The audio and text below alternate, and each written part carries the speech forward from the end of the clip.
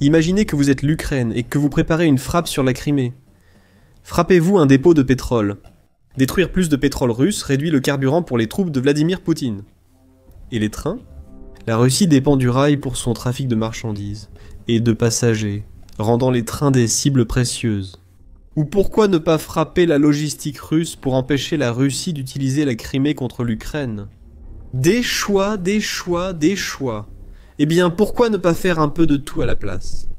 L'Ukraine a frappé ce week-end, déclenchant un déluge de feu qui a ravagé la Crimée. Poutine est impuissant face à l'assaut asymétrique de l'Ukraine, et sa machine de guerre en Crimée s'effondre en conséquence. Le 7 novembre, le Kiev indépendant faisait partie de plusieurs médias à rapporter une série d'attaques de grande envergure menées par l'Ukraine contre les occupants russes en Crimée. Supervisées par les forces spéciales ukrainiennes, ces frappes ont utilisé des drones longue portée pour viser un dépôt de pétrole, des trains et des installations logistiques sur toute la péninsule annexée. Les forces spéciales ukrainiennes se sont exprimées sur Telegram pour déclarer « Les forces spéciales ukrainiennes incendient les dépôts de pétrole ennemis en Crimée temporairement occupés. » Et les forces spéciales ukrainiennes ont fourni un compte-rendu complet. Nous allons d'abord au dépôt de pétrole de Vardisk, proche d'un village au nom similaire. Des drones des forces spéciales ukrainiennes ont frappé le dépôt de pétrole de Vardisk, près du village éponyme, en Crimée temporairement occupé. Un réservoir RVS 400 a été détruit. Au moment de la frappe, il était plein. Quelques détails supplémentaires proviennent du Kyiv Independent, qui indique que Vardisk se trouve également à seulement 20 km, soit environ 124 miles du principal centre de la Crimée, Simferopol. L'Ukraine aurait visé un réservoir RVS 400, conçu pour contenir plusieurs types de produits pétroliers, y compris du pétrole brut et des produits pétroliers. Ce réservoir n'existe plus. Les drones des forces spéciales ukrainiennes l'ont transformé en un amas de décombres en flammes. Les explosions au dépôt de pétrole étaient si fortes que les habitants de Simferopol ont pu les entendre, rapporte United 24 dans son récapitulatif des frappes ukrainiennes en Crimée. Les drones ont également frappé tôt le matin, les premières explosions ayant été entendues à 2h-17h locales. Un incendie s'est rapidement déclaré au dépôt de pétrole. Quelques détails supplémentaires proviennent du canal Telegram Crime and Wind, qui a également rapporté la destruction du dépôt par l'Ukraine. Il affirme que les forces spéciales ukrainiennes n'ont pas seulement utilisé des drones lors de leurs frappes, mais aussi des missiles. Après une première vague de drones aperçus en vol vers 1h du matin, et arrivés en Crimée environ 1 heure plus tard, l'Ukraine a lancé une salve de missiles, dont 4, selon la chaîne, ont été envoyés vers le village qui abrite désormais le dépôt de pétrole en flammes. À 3h, 4 missiles ont été signalés depuis Vardisk, de la fumée s'élevait au-dessus du village. On ne sait pas s'ils ont touché l'aérodrome ou le dépôt de pétrole, affirme Crime and Wind. Le dépôt de pétrole paraît la cible la plus probable. Lors de la création de cette vidéo, aucune information n'indique une frappe sur l'aérodrome. United 24 Media ajoute que le même canal Telegram a partagé quelques vidéos censées montrer la frappe. La première de ces vidéos semble avoir été filmée depuis une fenêtre à Simferopol. On voit la ville elle-même, sans rien de remarquable qui attire immédiatement l'œil. Cependant, en regardant vers l'horizon légèrement à gauche, une étrange lumière brille en arrière-plan. Cela semble être l'ancien dépôt que l'Ukraine a frappé, et les flammes étaient assez grandes pour être vues à plusieurs kilomètres. Une seconde vidéo est aussi partagée, mais seules des images sombres et floues y apparaissent. Cependant, on entend clairement le bruit de missiles ou de drones volant en arrière-plan, ce qui suggère que cette vidéo a également été prise lors de la destruction du dépôt. Et l'Ukraine était loin d'en avoir fini. Alors que le dépôt de pétrole brûlait à Vardisk, les autres drones ukrainiens avaient une autre cible en vue. Les trains russes. 2 ont été détruits lors de l'attaque de drones des 5 et 6 novembre, rapporte Militani. Les 2 transportaient des wagons de produits pétroliers. Les trains étaient sur un site de chargement ou déchargement, sans qu'on sache si les wagons étaient remplis ou vidés, ce qui importe peu. Avec ces trains détruits, l'essence et le diesel destinés aux soldats russes, sur le front, n'arriveront pas là où ils doivent aller. La Russie sait désormais que les drones ukrainiens peuvent frapper une station de chargement qu'elle pensait sûre. Les 2 trains étaient près du dépôt de pétrole ciblé par l'Ukraine. Rapporte Ukraine informe le 7 novembre. Et si la Russie avait l'intention de prétendre que ces frappes n'ont pas eu lieu, les forces spéciales ukrainiennes ont 2 longueurs d'avance. Elle a diffusé des images de ces drones pour le prouver. L'Ukraine a mené des frappes directes. La vidéo, qui peut être visionnée sur YouTube, semble couvrir toute la gamme des frappes ukrainiennes. Elle commence par l'un des drones ukrainiens qui frappe directement ce qui semble être un énorme pétrolier avant de passer au train. Un drone filme sa collision avec le flanc d'un train russe, tandis que d'autres images montrent des flammes montant dans le ciel. L'Ukraine a frappé la Russie durement, et il n'y avait rien que Poutine puisse faire pour l'arrêter. Et puis, il y avait les bases de carburant. Après avoir détruit le dépôt de pétrole et les trains russes servant au transport de carburant en Crimée, l'Ukraine cible désormais plusieurs bases de carburant autour de la péninsule. Nouvelle Cieux précise dans son rapport du 7 novembre que l'Ukraine a frappé des bases de carburant à Simferopol et Bithumne. Le Forces spéciales ukrainiennes confirme cela dans sa publication sur Telegram, déclarant que les drones du Forces spéciales ukrainiennes ont également frappé plusieurs dépôts de pétrole, ainsi que des entrepôts de carburant et de lubrifiants à Simferopol et dans les environs. Le village de Bithumne, le parc de chars détruit, plusieurs incendies signalés. La déclaration mentionne désormais un parc de chars. L'Ukraine a peut-être frappé plus de cibles que nous le pensons dans la nuit du 5 au 6 novembre. Aucun autre détail n'est donné sur les frappes de la base de carburant, sauf que des incendies ont été signalés partout en Crimée. Cela suggère soit des frappes directes, ou, comme la Russie le prétend souvent, des débris de drones ukrainiens tombés du ciel enflammant le carburant russe. L'Ukraine ne se souciera pas de savoir lequel des deux c'est. Chaque litre de pétrole arraché à la Russie est un litre que les forces de Poutine ne peuvent pas utiliser dans leur assaut contre l'Ukraine. Globalement, la nuit du 5 au 6 novembre a été productive pour l'Ukraine. Des sites militaires clés en Crimée brûlent, témoignant d'une stratégie ukrainienne réfléchie dans les frappes. Un dépôt servant à stocker beaucoup de pétrole et de carburant russe a été détruit. Ils ont aussi frappé des bases de carburant, probablement utilisées pour distribuer le carburant en Crimée, et détruit 2 trains. L'Ukraine s'est également assurée que le carburant déjà chargé ou qui devait l'être n'arrive pas à destination. Tout cela fait partie d'une stratégie ukrainienne visant à créer un maximum de perturbations à l'arrière des lignes russes, ce qui affaiblit les assauts russes sur les lignes de front. Nous allons maintenant approfondir pourquoi tout cela est important dans un instant. On peut supposer que la Russie est furieuse face à ces frappes en Crimée. Cependant, comme c'est si souvent le cas, le ministère russe de la Défense n'a pas grand-chose à dire sur ce que l'Ukraine vient d'accomplir. Selon United 24 Media, les autorités russes n'ont pas publié de déclaration officielle. Cependant, la chaîne Telegram Crimean Wind contredit en partie cette affirmation. Le ministère russe du mensonge affirme que 7 drones ont été abattus au-dessus de la Crimée cette nuit. C'est normal pour le ministère russe de la Défense. Il se concentre sur ses prétendus succès, tandis que les cibles ukrainiennes brûlent. Nous en connaissons 2. L'un a été tué près du dépôt de pétrole à Simferopol, l'autre par un objet inflammable à Vardisk, en Crimée. Wind ajoute, avant de demander « Où sont les 5 autres ?» La Russie ne va pas répondre à cette question. Ce qui suggère que le ministère russe de la Défense joue une fois de plus avec la vérité sur ce qui s'est passé en Crimée. De nombreuses images prouvent déjà que l'Ukraine a détruit les cibles annoncées par les forces spéciales ukrainiennes. Les déclarations russes sur la destruction de 7 drones ne changent rien à ce fait. Cela soulève une question. Que cherche à obtenir l'Ukraine avec de telles frappes ? Nous avons déjà évoqué quelques réponses potentielles, notamment l'affaiblissement des forces russes et la destruction de la logistique russe. Le carburant et les trains ont tous deux été des cibles majeures pour l'Ukraine au cours des derniers mois, comme le dit Newskeys. Les frappes sur les réserves de carburant et wagons-citernes en Crimée visent 2 objectifs stratégiques. Limiter la mobilité des troupes russes, priver l'armée de ses réserves et perturber la logistique des opérations offensives. Les experts précisent que ces frappes s'inscrivent dans une campagne visant à paralyser la logistique de l'occupation. Cependant, cela va un peu plus loin que cela. Les frappes de l'Ukraine contre les réserves de carburant de la Crimée interviennent à un moment où la péninsule occupée ressent fortement les effets des attaques ukrainiennes contre les raffineries de pétrole russes. En commençant par le carburant, le Kiev indépendant a mis en avant certains des problèmes auxquels la Crimée a été confrontée ces derniers mois.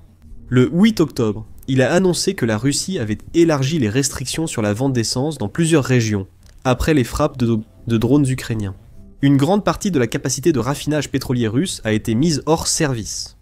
Le raffinage est le processus utilisé pour transformer le pétrole brut en produits utilisables comme l'essence et le diesel. Cela signifie que les frappes ukrainiennes ont fait exactement ce pourquoi elles étaient conçues. portait un coup massif aux réserves de carburant de la Russie. La Crimée subissait déjà de fortes pénuries de carburant lors de l'annonce de ces mesures, selon le média. Près de la moitié des stations-service de la péninsule ont dû cesser leur vente au 24 septembre après que l'Ukraine a frappé à plusieurs reprises 16 des 38 raffineries de pétrole russes. Avançons jusqu'à la fin octobre, et la situation s'était légèrement améliorée pour les malheureux habitants de la Crimée. Le 28 octobre, le Moscow Times a annoncé que les autorités de la péninsule avaient augmenté la limite de carburant achetable par personne à la station-service. Les Russes de Crimée ne pouvaient toutefois pas trop se réjouir. Ils pouvaient toujours s'acheter seulement 30 litres par personne, soit environ 65 gallons. C'est néanmoins un léger progrès par rapport à l'ancienne limite de 20 litres. C'est à peine assez pour remplir la moitié du réservoir d'une petite voiture. Ce n'est pas comme si les habitants de la Crimée étaient soudainement inondés d'essence. Ils font simplement face à des restrictions légèrement assouplies. Perdre autant de carburant entre les nuits du 5 et 6 novembre pourrait rendre ces restrictions plus strictes. Ce genre de pénurie fait partie du plan ukrainien, et ces frappes contre les raffineries auront un impact durable. C'est ce qu'affirme l'Atlantic Council, qu'il a écrit en octobre. Selon une récente évaluation, l'Agence internationale de l'énergie de Paris-Pass indique que les frappes de drones ukrainiens devraient ralentir le traitement des raffineries russes, crucial pour son économie, au moins jusqu'à mi-2026. Le média a ajouté que les frappes ukrainiennes contre les raffineries continuent de s'intensifier. Et maintenant, comme nous le voyons avec ces frappes de novembre, l'Ukraine ne vise pas seulement les installations responsables de la production d'essence, elle s'attaque aussi au carburant que la Russie a stocké. Les dépôts, les trains et les bases de carburant sont tous dans la ligne de mire, ce qui constitue une approche à plusieurs niveaux pour mettre la pression sur le peuple russe. Et Vladimir Poutine est contraint de faire des choix. Doit-il transférer les réserves de carburant russes, déjà faibles, vers le front, privant ainsi la population d'une ressource essentielle, dont ils ont besoin pour vivre et travailler? Ou bien doit-il préserver la situation intérieure autant que possible, tout en affaiblissant ses soldats et leurs assauts contre les défenses de l'Ukraine? Aucune de ces options n'est une bonne solution. La première option suscite la colère des citoyens. La seconde cause plus de morts russes en Ukraine pour peu de gains. Tout cela sans même mentionner l'impact sur l'économie russe. Selon le Conseil de l'Atlantique, la Russie cherche à réduire sa dépendance aux revenus tirés de la vente de pétrole et de gaz. Et elle y est contrainte. Les frappes ukrainiennes sur les raffineries et les sanctions occidentales réduisent le carburant à vendre par la Russie et ses revenus. Quelle est la solution majeure de la Russie à ce problème? Imposer plus de taxes à la population, selon le Conseil de l'Atlantique. Ce sont des taxes qui seront appliquées à une population confrontée à une inflation qui n'est pas descendue en dessous de 8% un seul mois. Entre septembre 2024 et septembre 2025, davantage de taxes, alors que le coût de la vie augmente et que le carburant se fait rare, ne feront qu'exaspérer le peuple russe, qui souffre bien plus qu'il ne l'aurait jamais imaginé, à cause de l'opération militaire spéciale à courte vue de Poutine en Ukraine. La stratégie ukrainienne consiste entièrement à créer de la pression. Les habitants de la Crimée ressentiront encore plus la pression après ces dernières attaques, et Poutine commence à manquer d'excuses à présenter. La situation empire, car l'Ukraine cible aussi le vaste réseau ferroviaire russe. 2 autres trains russes ont été détruits en Crimée, et ce sont les dernières victimes d'une stratégie concertée qui voit l'Ukraine détruire autant de fret ferroviaire russe que possible. Le Moscow Times avait anticipé cette stratégie dans un article du 12 juin soulignant que les chemins de fer russes sont essentiels à l'effort de guerre du pays et difficiles à désactiver. Son rapport a été publié alors que l'Ukraine lançait une attaque de drones sous-marins contre le pont de Kerch, reliant la Crimée et abritant une importante voie ferrée de fret. Cette attaque n'a pas détruit durablement le pont de Kerch, mais a signalé l'intention de l'Ukraine pour 2025. Le média souligne à quel point les chemins de fer sont importants pour la Russie, en notant que le président du conseil d'administration de la plus grande compagnie ferroviaire russe, nommé de façon créative chemin de fer russe, est Andrei Bilousov. Si ce nom vous dit quelque chose, c'est parce que Bilousov est également le ministre de la Défense de la Russie. Après les récents événements en Crimée, Bilousov devra dissimuler le succès ukrainien, tout en gérant 2 autres locomotives russes détruites. Ce lien entre le rail et la défense russe vous dit tout ce que vous devez savoir sur l'importance de ce secteur. La Russie dépend du bon fonctionnement de ses trains et de son réseau ferroviaire pour maintenir sa machine de guerre en Ukraine en marche. Une partie de la stratégie russe dans cette guerre a été de contrôler les centres ferroviaires ukrainiens. Ils peuvent ainsi envoyer plus de troupes et de ravitaillement en Ukraine. Sans ces rails, la logistique russe s'effondrerait.